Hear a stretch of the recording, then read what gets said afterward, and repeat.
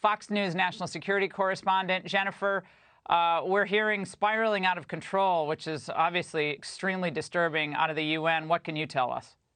Well, Laura, what I can tell you is that I'm watching images in downtown Kiev where where reporters are showing what appear to be they say they're hearing explosions in the capital of Kiev. This is what we have been expecting. We have been told that once the airstrikes and missile strikes begin, that all of Ukraine is in Vladimir Putin's sights. I want to read to you what Putin said in his speech at 6 a.m. this morning when he announced this military action inside Ukraine. Here's what he said, and it's very ominous. In an apparent warning to the United States and NATO, he said in his address, a couple of words for those who would be tempted to intervene. Russia will respond immediately, and you will have consequences that you never have had before in your history. I want to pick up on something that Lucas was talking about earlier as to why it is that the U.S. has not put troops on the ground or flying in the airspace above Ukraine. It is a very different situation we find ourselves in tonight because these are two nuclear powers. The U.S. and NATO know that when you are talking about Russia and Russia going into a sovereign country like Ukraine, it's not something where you can put your military there on the ground and risk it escalating into a nuclear war. And so that is why there's been a very calibrated approach, an attempt to warn and declassify all this intelligence, to tell Putin that we're watching, we know what he's doing. They've been working on this since October. The NATO alliance has been working on this together. That's why the sanctions are ready to be rolling out. They're going to be rolling out in waves in the coming days because they knew that they had very few cards to stop Putin if he wanted to move his military into position, as they watched steadily as he was doing.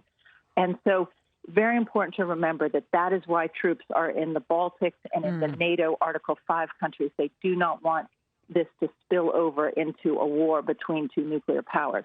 Secondly, you were talking earlier about, yes, go ahead, Laura. No, Jennifer, the question here is, where are our NATO allies in terms of, just statements? We haven't seen statements yet from Germany, at least I haven't.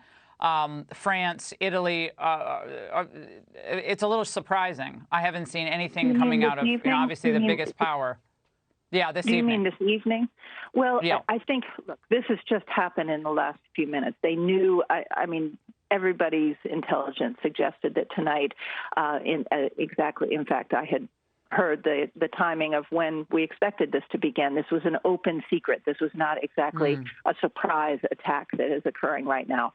I think what you are going to be seeing, you see the UN Security Council, that is right now a bit of a kabuki dance with the Russians seated as the presidency, the rotating presidency of the UN Security Council. They will veto anything that the Security Council says, but at least you heard the ambassadors there, and you'll hear the other ambassadors speaking out eloquently about how this is the gravest danger to Europe since World War II.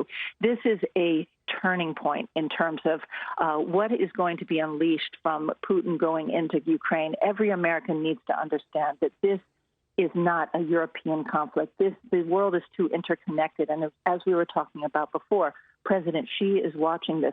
I remember the images at the beginning of the Olympics when President Putin was sitting there and the Ukrainian national team comes walking into the opening ceremony.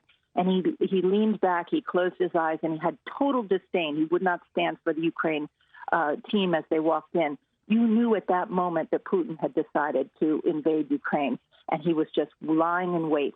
And then he stood for the Russian team. It was all about the platform that the Olympics gave for these two world leaders, President Xi and President Putin, to carve up the world. And people better realize that President Xi is watching, and that one of the reasons the statements coming out of the Chinese leader with regards to Ukraine, he has not criticized Putin, has not criticized Russia.